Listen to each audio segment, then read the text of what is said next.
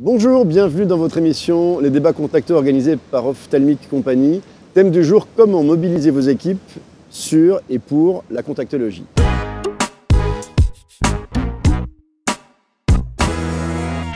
Bonjour à tous les quatre. Bonjour. Je vais présenter mes invités. Nous sommes quatre aujourd'hui pour en débattre. Avec nous, Nargis Ben Moussa. Bonjour. Vous êtes opticienne et vous dirigez 3 magasins avec votre associé en région parisienne. Vincent Malmejac, très honoré d'avoir avec nous l'opticien de l'année 2014. Vous aussi, vous managez, vous possédez 3 magasins d'optique dans le sud de la France. Avec mes associés, tout à fait. Avec vos associés. Thierry Loubet, vous êtes le directeur de la division contactologie des laboratoires Ophthalmic Company. Et Patrick Janas, vous êtes le directeur général de Vision Pluriel, le numéro 1 de la presse optique. Alors je vais peut-être commencer avec vous, Thierry, pour vous demander un petit peu d'abord pourquoi on se pose aujourd'hui la question de cette thématique du jour de notre débat, mobiliser une équipe autour de la contactologie. Quel est le contexte ? Bon, d'abord, on parle d'équipe magasin. Nous, en tant que labo, on va être humble et se garder Soyez humble. On aime les labos humbles. Se garder de donner des leçons. Toutefois, bon, on rencontre pas mal d'opticiens. Ce que je peux dire, c'est que s'il n'y a pas de propriétaire, de manager convaincu lui-même, il n'y aura pas d'équipe mobilisée. Ça passe par la Donc, tête du magasin. La base, Exemplarité, conviction. oui, et puis la base, c'est d'avoir un manager qui croit en la contacto et qui est conscient de l'enjeu de la contacto. Voilà, ça part déjà de là, moi, c'est ce que je peux constater. L'enjeu, et on peut peut-être le résumer d'ailleurs, c'est quoi l'enjeu de la contactologie à vos yeux ? Il y a deux catégories un petit peu d'opticiens par rapport à la contacto. Il y en a pour qui la contacto c'est petit, le coefficient de marge brute est inférieur et il y a une concurrence, notamment Internet. Et de ce fait, Oui, il y a on un marge désintérêt. moins, on entend plein de choses. C'est plus petit, on marge moins, etc. Donc on se désintéresse, on se désengage. Ça, c'est une première famille, je dirais. Oui. Et puis, on peut aussi observer des gens qui ont compris cet enjeu. Cet enjeu, c'est comprendre les atouts de la contacto. C'est une création de trafic, une clientèle plutôt CSP+, féminine, dans la multipossession, qui va acheter autre chose que des lentilles. Et puis, bien sûr, une image technique qui est reflétée au magasin. Donc, c'est quand même pas rien, quoi, par les temps qui courent, une catégorie qui permet de créer comme ça du trafic et du business additionnel. Est-ce que vous avez le sentiment, Thierry, qu'avec cette pression forte, notamment on l'évoquait d'Internet, la prise de conscience s'opère un peu différemment ? Est-ce qu'elle évolue ou pas vraiment ? J'ai du mal à répondre quantitativement, mais j'ai l'impression que ça se bipolarise un peu. Il y a ceux qui se réfugient justement un petit peu dans le retrait, Oui. et ceux au contraire qui veulent aller plus loin, renforcer leur technicité, justement pour combattre la concurrence.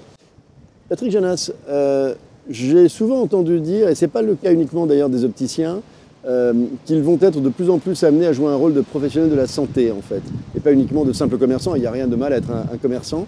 Est-ce que vous partagez cette vision en fait de l'évolution du métier d'opticien ? Oui, en effet, le rôle de l'opticien, on peut le résumer à apporter le meilleur confort visuel à son amétrope.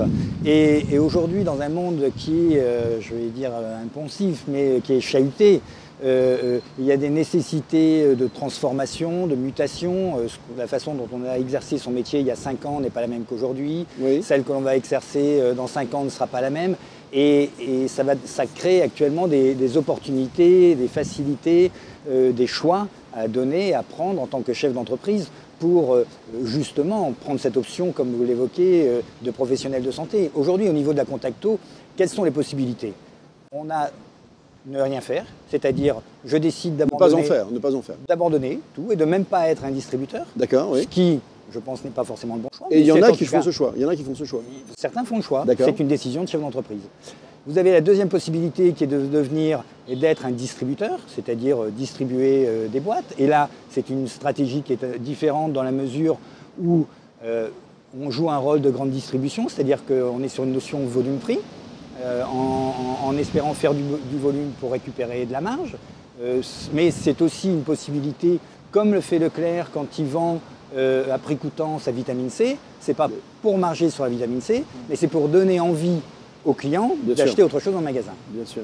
Et la troisième possibilité pour l'opticien aujourd'hui et l'opticien de demain, c'est d'être et de continuer ou de devenir ou de redevenir un professionnel de santé, non pas seulement un vendeur de lunettes, et d'avoir de la formation, de prendre de la formation et de devenir véritablement un conseil et d'apporter un service à son client. C'est-à-dire que ce n'est pas seulement, je veux dire, délivrer des boîtes, mais c'est apporter le service, le conseil, et puis en instaurant une relation de confiance avec l'ophtalmologiste, il va aussi lui rendre service. Bien sûr. C'est-à-dire qu'il va faire gagner du temps. Parce que l'ophtalmologiste, qu'est-ce qu'il cherche? Il cherche aussi des solutions pour réduire ses délais d'attente. Donc, en ayant quelqu'un de confiance sur qui il peut s'appuyer, qui est technique, qui sait lui apporter des réponses, eh bien, ça va être bénéfique pour lui, pour l'opticien et aussi pour le porteur. Vincent, je vous ai vu réagir fortement à plusieurs propos là, qui viennent d'être exprimés. Vous validez ce qu'on entend? Complètement. À partir du moment où on décide de se positionner comme un réel professionnel de santé pour permettre de travailler, je vais dire, main dans la main avec les ophtalmologistes à la meilleure solution visuelle possible pour le patient client, oui. Il est capital qu'on ait cette symbiose, proximité, cette proximité avec les médecins. Et pour ça, il faut qu'au sein de nos équipes, on ait un management qui soit dynamique sur la lentille de contact. Avec nous, ce qu'on avait fait au sein des magasins, c'est qu'on avait carrément mis des experts en place, qui sont toujours en place, qu'on était même allé appeler jusqu'à capitaine. Ah oui. Ouais, pour pouvoir… Le capitaine, c'était le top expert de l'équipe? Non, c'était celui qui avait envie de divulguer le message et de faire passer… Il faut en avoir envie. Et oui, il faut donner envie. Il faut savoir donner envie. Et oui, le but, c'est de donner envie à l'équipe de parler de lentille de contact. On avait trouvé un petit mot qui était rigolo, de faire goûter le confort de la lentille de contact. Oui. Parce qu'il y a plusieurs façons d'aborder la lentille de contact. Mais pour essayer une monture, un hypermétrope fort ou un myope un petit peu fort, tout le monde le sait, il est gêné pour choisir ses lunettes. Oui. Ben là, ça peut être un moyen, sauf si l'ophtalmologiste interdit, ce qui peut arriver, mais c'est rare, et de commencer comme ça. Et après, de donner de la confiance à toute l'équipe pour qu'elle sache parler, lui donner les notions indispensables pour qu'elle sache parler lentille de contact à tous les porteurs de lunettes. Alors on va continuer à parler de management, mais j'aimerais juste faire rebondir Nargis sur ce qu'on a entendu tout à l'heure, à savoir qu'à un moment, il y a un peu différents types d'opticiens, il se passe un truc, il y a différents types d'opticiens, dont certains qui abandonnent. Est-ce que vous êtes posé un moment ces questions, vous, avec vos associés, sur ce choix stratégique de faire de la contactologie avant qu'on évoque le management et la façon de décliner cette envie, justement? La contactologie est génératrice de trafic dans les magasins, c'est ça qui est très important. Et on sait que le porteur de lentilles est multipossesseur, donc il va acheter des lunettes optiques, des lunettes de soleil. Oui. Et en termes de marge, on s'y retrouve en globalité. Donc le problème, c'est vite réglé, il fallait en faire. Complètement. Est-ce que vous validez le fait qu'il faut donner envie? Et alors, une autre question, et je vous interrogeais tous là-dessus, j'ai aussi entendu dire que parfois, l'envie, elle est peut-être là, mais à force de se prendre des coups, des refus, on abandonne un peu. Il y a un côté difficile de maintenir la pression, de parler de contactologie en permanence à des clients. Est-ce que c'est vrai? Ah oui, tout à fait, il faut en parler. Mais est-ce que c'est vrai que leur capacité à en parler tout le temps tombe un peu? Ça peut arriver. Équipes. Ça peut arriver, mais c'est le rôle du manager de booster, de motiver son équipe en formant. Et en parlant. C'est tout le temps? Tout le temps. Parce qu'il y a toujours des nouveautés. Mais donnez-moi un exemple très concret. Comment vous les formez? Comment est-ce que vous maintenez cette pression? Grâce au laboratoire, déjà. Les laboratoires nous aident. Oui. Il y a des formations, il y a des e-learning, il y a des formations sur place. Toute l'équipe est formée.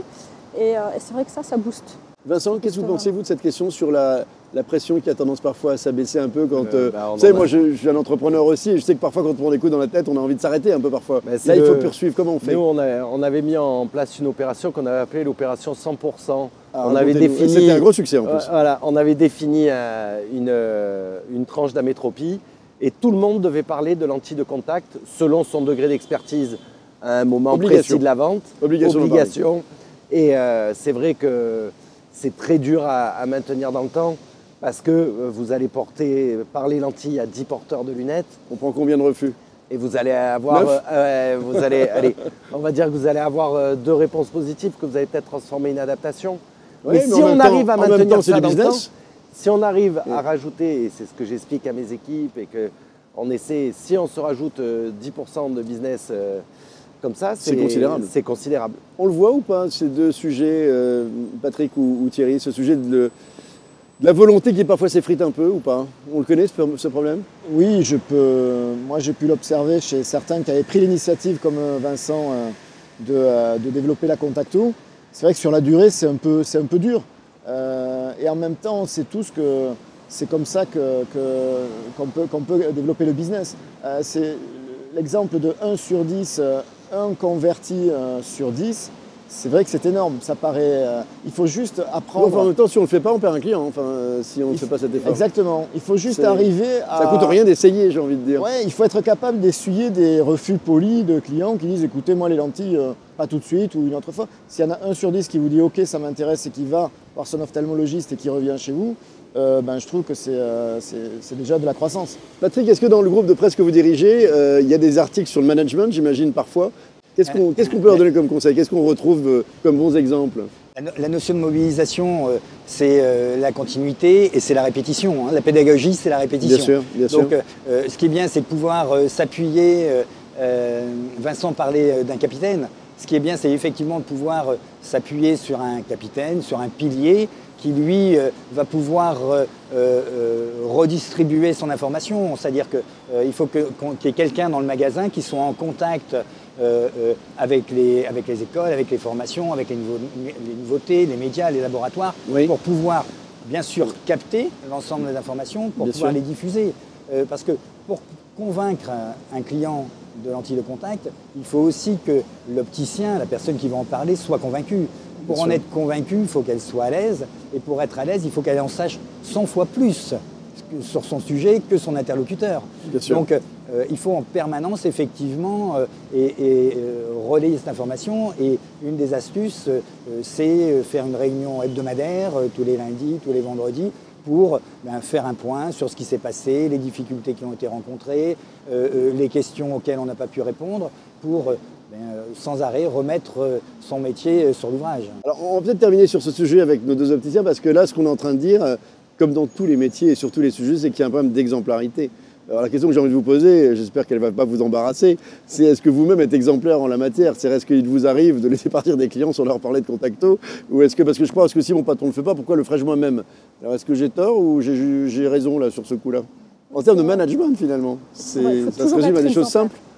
Vous le faites vous? Ah oui, complètement. Moi je suis à l'affût de toute nouveauté. Donc à partir de ce moment-là, voilà. De toute nouveauté. Oui. Toute nouveauté, toute nouvelle lentille, toute nouvelle technologie. Donc après il faut partager. Et vous Vincent? Est-ce que le titre d'opticien de l'année se décroche-t-il en étant exemplaire dans la vente de lunettes de Contacto? On essaie toujours en tant que manager d'être exemplaire, mais... on se fatigue aussi? Voilà, donc je pense que ça serait mentir de dire que moi-même j'en parle à 100% des gens. C'est pas vrai, surtout que je fais de moins en moins de ventes. Bien sûr. Donc à la rigueur, c'est plus facile pour moi d'en parler parce que j'en fais moins. Mais aujourd'hui, notre métier s'est tellement complexifié par ailleurs que c'est vrai que c'est là qu'on rencontre aussi les problèmes. C'est que les mutations de notre métier nous aident pas dans ce sens-là et ça fait encore des choses à rajouter. Et c'est ça que nous reprochent le plus ces équipes. Mais c'est ça le talent des entrepreneurs. Exactement. Ils savent tout faire et ils adorent leur boulot. Voilà, exactement. Merci beaucoup à tous les 4 de nous avoir éclairé sur comment manager ces équipes au quotidien pour vendre de la Contacto. C'est la fin de cette édition des débats Contacto. On se retrouve bien sûr sur AQT TV. Merci à vous de nous diffuser et on se retrouve bientôt pour un nouveau débat. À très vite.